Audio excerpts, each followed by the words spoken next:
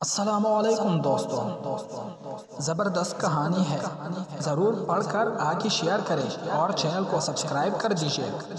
ایک جنگل میں ایک چیتا چرس پینے کی تیاری کر رہا تھا کہ اچانک قریب سے چوہا گزرا اور بولا، آؤ چیتے، زندگی بہت خوبصورت ہے، نشہ چھوڑو، زندگی سے پیار کرو، اتنا خوبصورت جنگل ہے، ٹھنڈی ہوائیں چل رہی ہے، کالی گٹھیا چا رہی ہے، چلو گھومتے پھرتے ہیں، انجوائے کرتے ہیں۔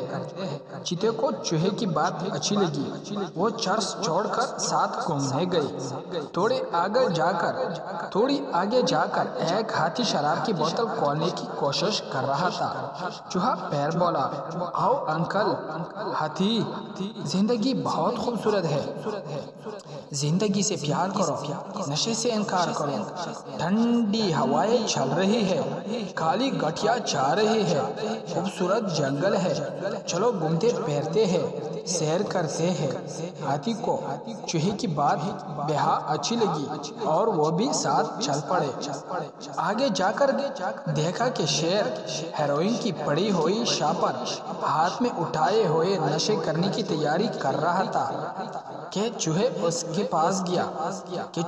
کے پاس بھی گیا اور بولا، آؤ جنگل کے بادشاہ، زندگی بہت خوبصورت ہے، یوں برباد مت کرو، زندگی سے پیار کرو، چلو جنگل کے سیر کرتے ہیں۔